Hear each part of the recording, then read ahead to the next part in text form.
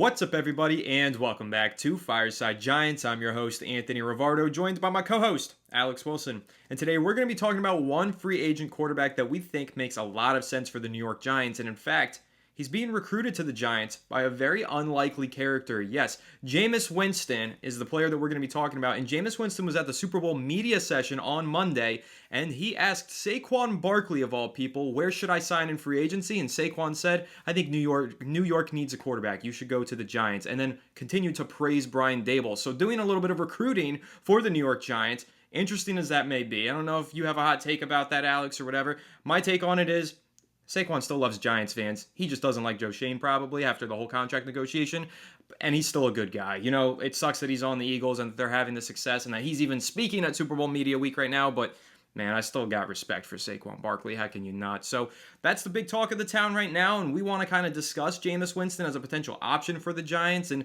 Jameis did end up speaking to the New Jersey Advanced Media and kind of discussing Brian Daboll and his interest in playing for him and saying that he absolutely would like to sign with the New York Giants this offseason. So it seems like a likely candidate, somebody that we want to dive into and discuss, and we're going to go ahead and do that. But first, Alex, how are you doing today, my friend? I'm doing pretty good, man, and this is going to be an interesting discussion leading up to free agency in a couple weeks as we look at impending free agent quarterbacks and who makes sense for the Giants. Ultimately, they need a bridge, and they need someone who's going to kind of help galvanize a locker room that is fractured in many ways. Last year, of course, losing Daniel Jones and then losing Barkley and McKinney last offseason, not much went right for the restructuring of that locker room. It was hanging on by a thread by the time the season came to an end.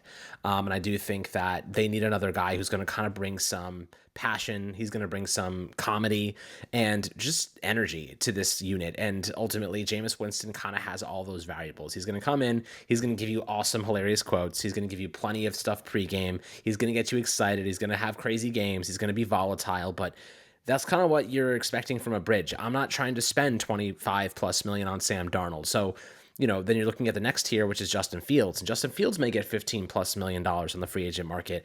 And do the Giants really want to be, kind of putting all their chips in on a player who they're going to have to probably bench at some point in 2025 to make sure they can put their rookie quarterback in there to start? Jameis Winston is the perfect solution for that. He's not expecting to be a long-term starter. He's expecting to be a bridge. He's kind of playing the Jacoby Brissett role, or would be if the Giants signed him, that Jacoby Brissett played last year for Drake May. I think that he's a really good player to learn from because he's been in the league for a long time. In terms of Jameis Winston, obviously, he brings a lot of passion to the game. He's well liked in the locker room, and his gunslinger mentality kind of fits what Brian Daboll wants to do. Winston lays it all out on the field, and that's something that I really think a young quarterback could learn a lot from. Is when the Giants are losing or the Browns losing or whatever team he's been on is losing, Jameis Winston balls, like he balls out. Like, he never stops. I mean, of course, he's not going to be that great because he's a backup for a reason, but he leaves 100% effort on the field every single time he plays. And I think that we've seen players on the Giants not do that, and that's concerning to me. I think that he's a really good fit, and he's going to cost you next to nothing, right? I mean, maybe not next to nothing, but he's going to cost you, I don't know, 1 year, maybe $6 million. I could see being realistic for Jameis Winston. He's not like that fringe starter like Justin Fields would be. He's not like that actual starter like Sam Darnold is. Like, he's kind of a guy that you pay to be a bridge. You don't pay him to be a starter. You pay him to help, usher in another young player. And he gets a nice payday because of it, and he brings a lot of positivity to a team that, to be quite honest, desperately needs it. The Browns needed it, and I didn't hear many crazy stories coming from the Browns locker room, despite the fact that they sucked last year. The Giants were the talk of the town. Jameis Winston can help you kind of quiet the negativity. He'll bring the positive comments. Even if the Giants are losing, everyone's going to love to hear what Jameis Winston has to say. He's kind of a cushion for all the negativity that the media here does provide and does kind of conjure. So, Anthony, looking at Jameis Winston, the character he is, I think is a perfect fit for a bridge quarterback personally. Yeah, for a bridge quarterback, I think he makes a lot of sense. And for a guy who can start several games for you and give you sporadically good, I'm going to say sporadically good because he's not consistently good, but sporadically good quarterback play, I think that's kind of what you look for oftentimes in a bridge quarterback. Now, I don't know if the Cleveland Browns locker room is the best example because they have some wild characters in there, and Myles Garrett did just request a trade. However, I think that Jameis Winston being the shining spotlight in that locker room does speak a lot of volume to his character in particular as a locker room leader. Of all things. So I like his leadership. He's always been a good leader, though. Like, he's always been well liked and honestly loved by all of his teammates everywhere that he's played, whether you're talking about in Tampa Bay, New Orleans. Obviously, he had the famous eat the W moment when he was with the Saints. And I think he did it with the Bucks, too. He's done it several places. He's a wild guy, Jameis Winston. He is. But he brings a lot of energy and excitement. And even though he's a backup oftentimes, I know there's a lot of people who are like, you know what, Jameis Winston's my favorite player in the NFL. Like, he's my favorite quarterback just because they like his personality. He's hilarious, very funny off the field when he does his interviews, and also inspiring. I'm sure everybody saw his interview that he had speaking about he who shall not be named in the locker room.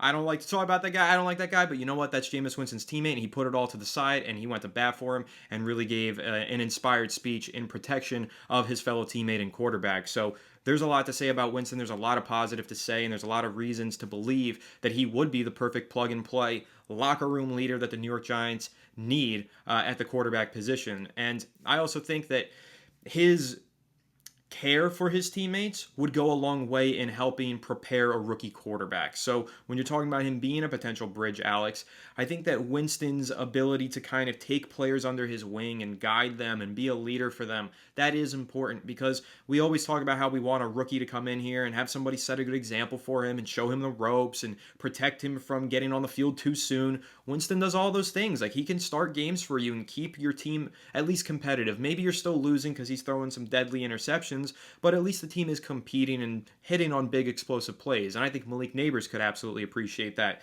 And then in the meantime, he's got just such great leadership qualities, and he's got such a care for his teammates that whatever rookie is waiting behind him, I expect to be prepared and have the full support of Winston when the Giants turn the team over to the rookie. Like, even if the Giants, Alex, somehow had a winning record with Jameis Winston midway through the season, and they went ahead and they turned the thing over to the rookie anyway, you know, kind of reminiscent to 2004 season. If you remember, I mean, maybe not remember, I don't remember because I was too young, but I know the story. The Giants were in the playoff hunt with Kurt Warner as their starting quarterback. They took him out of the lineup anyway. Eli Manning took over. They ended up missing the playoffs because they didn't play too well with the rookie in there, but we all know that that was crucial for his development, and he eventually went on to win 2 Super Bowls with the Giants. Would Jameis Winston be able to handle something like that? Team is in the playoff hunt. He gets subbed out for the rookie.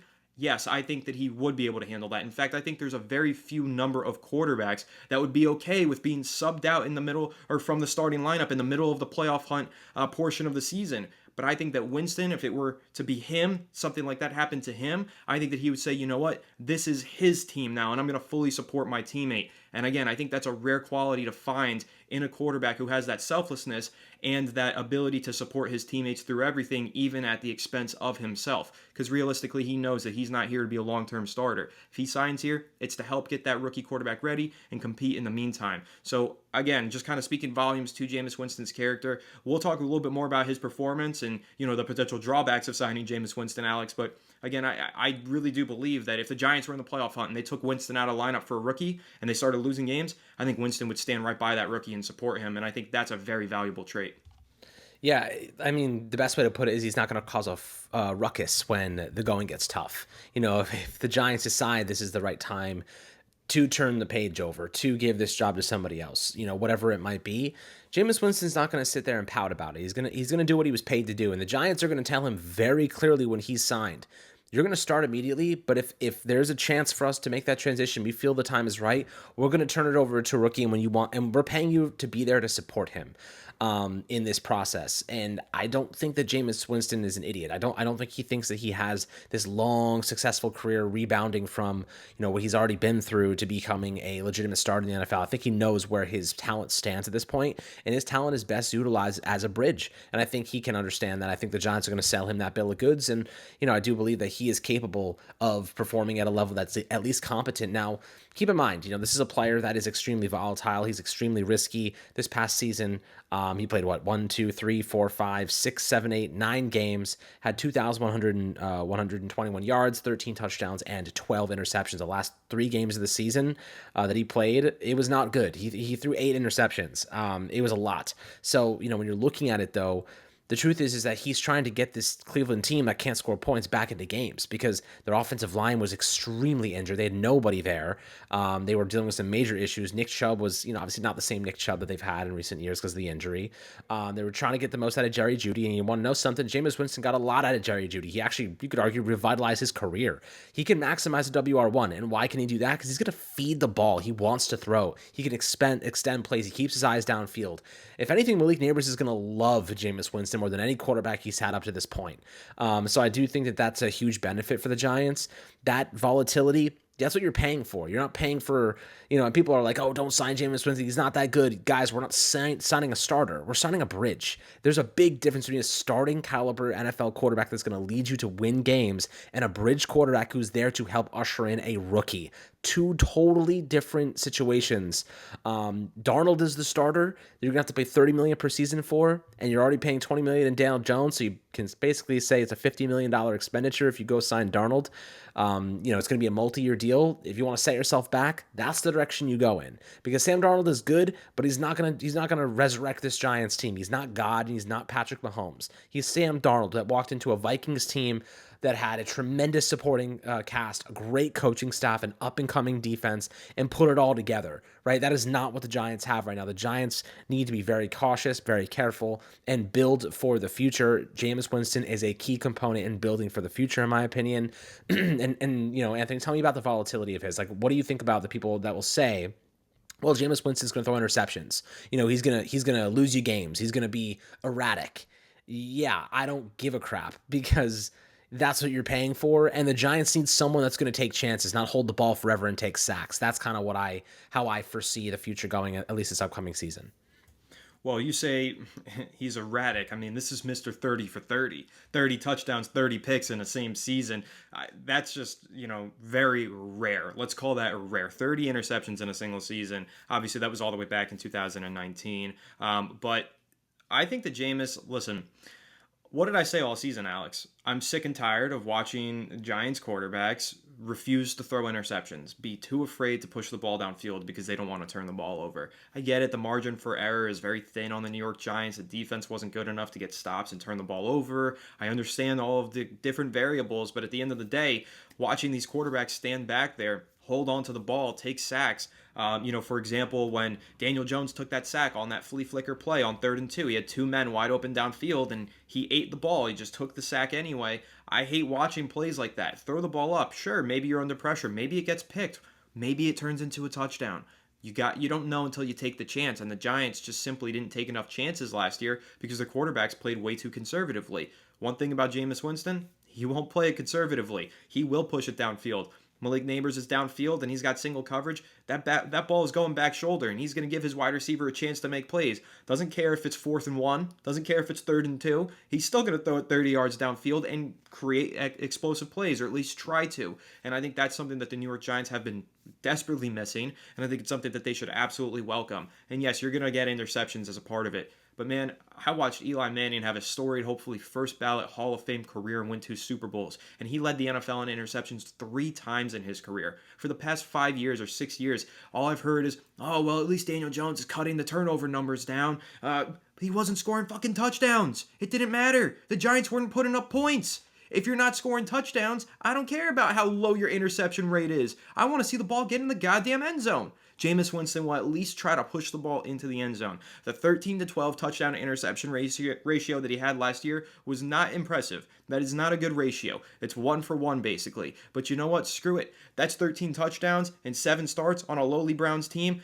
I'm pretty sure it's more touchdowns than Jones had this past season, isn't it? So I think that the Giants had a total of 15 touchdown passes in 17 games this season. Isn't that the number? 15 total? Jameis Winston had 13 and 7 starts with 12 picks, sure, but at least the ball went into the end zone. At least Jerry Jeudy was able to have a 200-yard receiving game and get maximized a couple times. That wasn't possible when he was out of the lineup with Dorian Thompson-Robinson, and it wasn't possible last season with Drew Lock, Tommy DeVito, Tim Boyle, and Daniel Jones. So I get it. Giants fans, yeah, keep the turnover numbers down, whatever. No, the Giants need to start playing more aggressively. And that's actually going to lead me to my next point, Alex, why I think that Jameis Winston, you made the argument earlier, he makes a lot of sense for Brian Dable, but I've changed my tune here on Brian Dable. I actually think that he is a huge portion of the reason why the Giants offense has gotten so conservative. I think that he's very worried about the thin margin for error that this team has, and he has called very conservative game plans and requested that his quarterbacks do not push the ball downfield. Because even Drew Lock, a player who historically turned the ball over a lot and tried to throw the ball downfield, actually didn't turn the ball over a whole lot this past season and did not take many deep shots when he was starting in games. And you know what I think that was? Scheme.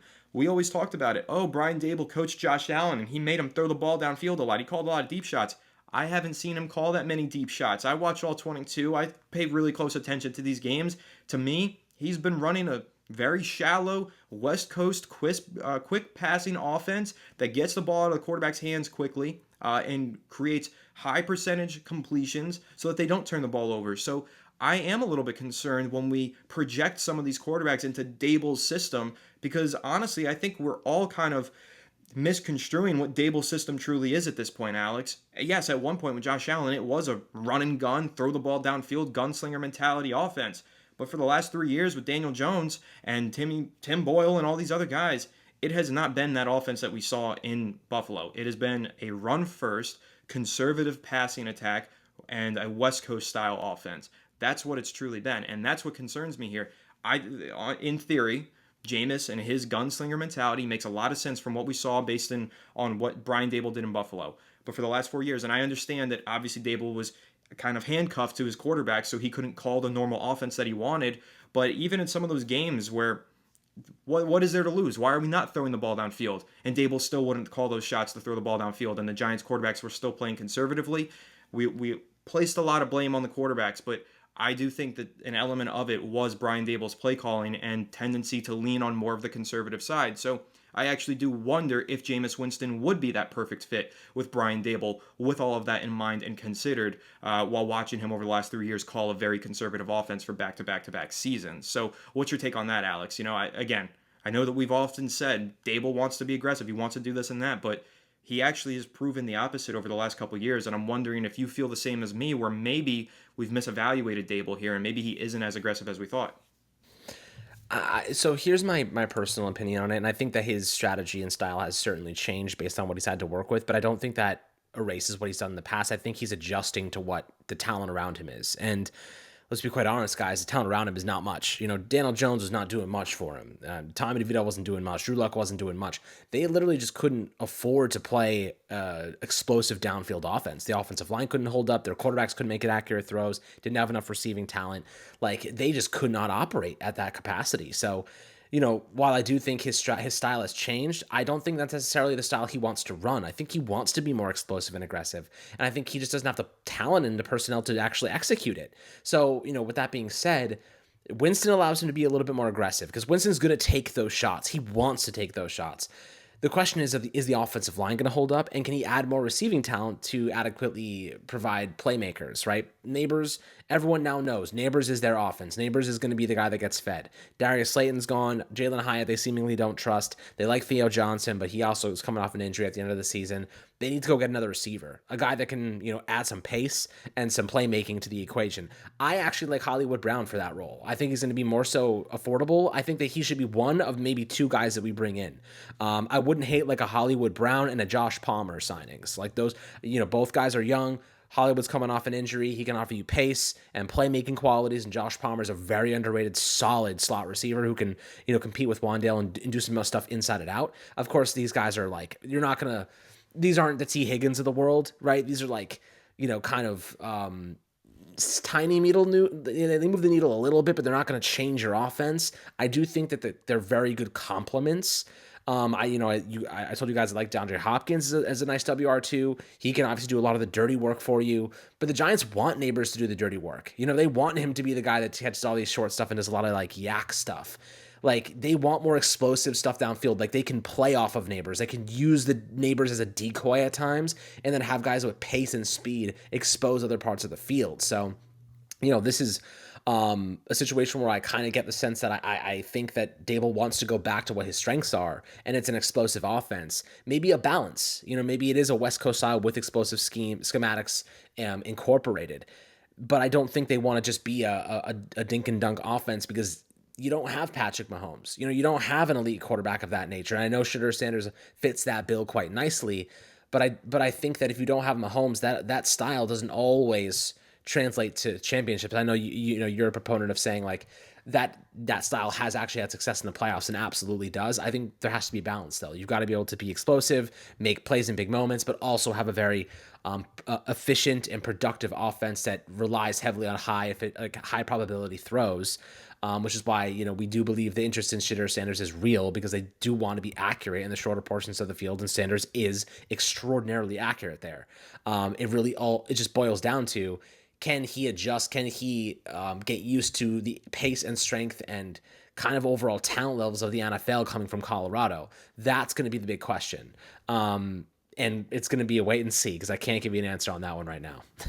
And to be fair, it's going to be a big question for Cam Ward coming from Miami. It's for both of these guys, the top two quarterbacks in this class. Neither one of them played in the college football playoffs. Neither one of them, played in Big Ten or the SEC. They played in the ACC and Big 12. So, it's a little bit different with them compared to last year's prospects. And, you make some good points there. That is why I think the Giants' interest in Sanders is legitimate, like you said, because they do like to run high probability passing offense. A lot of quick, easy throws and get the ball out into the hands of the playmakers close to the line of scrimmage and let them pick up the yards with their legs. That is the offense that the Giants have depended on over the last 3 years. So I think Sanders fits that. I don't know if Jameis Winston fits that, though. That's why I wanted to bring that up and kind of devil's advocate and argue against us here and say, well, maybe Jameis Winston isn't the perfect fit for the New York Giants. But I think from a human leader standpoint and locker room standpoint, he is the perfect fit in that regard. And also, I just want to see the Giants actually throw the ball downfield. I mean, this is the example I'd always bring up, Alex. I'll never forget. I think it was in 2013, maybe 2012, somewhere around there.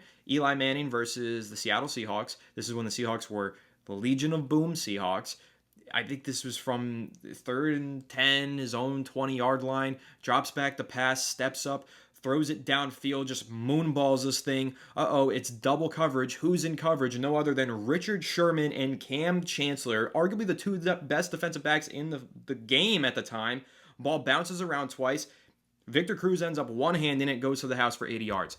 A play like that was not possible with Daniel Jones because he would not throw that ball. And I know that's not a high probability nor smart pass to make. But every now and then you take those risks and you get lucky. It's like rolling the dice in roulette or craps, Sometimes you got to roll the dice and hope that your number is the one it lands on. So I don't know. That's my take on it. Like, I know that obviously you don't want to just put the ball in harm's way all the time. It's got to be a balance, though. When you're too far towards the conservative side or too far to the aggressive side, you're going to run into trouble both ways. But when you're in the middle and you kind of give and take those two elements of the game, that's when you can thrive as an offense. That's what the Kansas City Chiefs do. Josh Allen and the Bills, Eli Manning and the Giants. So that's what I'm hoping to see. And obviously, we're going to continue to dive in and break down all of these different free agent options for the New York Giants. Alex, Jameis is one of them. I think he makes a lot of sense. As you said earlier, his contract, I think last year was a 1 year, $4 million. The Giants, I know, did talk to him prior to him signing with the Browns last year. They did show interest. I expect him to show interest once again this year. And I think he earned a little bit of a raise with those 7 starts that he played. He did play quite well in a couple of those games, although his flaws were still prevalent. I think that he probably gets 6 to a maximum of a 1 year, $10 million deal, which is what Darnold got this past season. That's the only fear that I have, Alex. Because Darnold played on that 1 year prove it, like backup $10 million contract, I think a lot of these free agent quarterbacks are going to be looking for that deal. Like, give me the $10 million this year. Let me prove myself, and, maybe we could talk about something more long-term if I play well, So, but it's going to depend on what Winston wants, what the Giants want, etc. And, obviously Winston, 30 years old, he's probably not going to be viewed as a long-term option for anybody. So I think about $6 million to $10 million is probably his range. And honestly, this Giants team should pay that, or maybe even go to the higher end of the market if we want to talk about Justin Fields or somebody else who might be a little bit more expensive. The Giants should be ensuring that they have a legitimate starter under center this year before they get to the NFL draft, just in case they can't get the quarterback that they want. And then that opens up the debate. Is Jameis that guy? I don't know. Maybe you don't want him starting 17 games. But for me personally, if he could start at least 10 and then a rookie goes in, I think he could handle that, and that's what I would like to see. So he's a good option, and of course, like I said, we're going to continue to dive into all of them, do more film breakdowns on the prospects and stuff. We're going to get back into that very soon, and really just keep talking about every little crumb of details that we pick up here from the New York Giants. So make sure to leave a like if you enjoyed, subscribe to the channel if you're new, ring the bell so you don't miss an episode, and comment your thoughts down below. If you listen on Apple or Spotify, make sure to leave us a 5-star review. Go ahead and follow us on all of our social media channels at Fireside Giants. Without further ado, catch you all on the next one. Have a good one, and let's go Giants.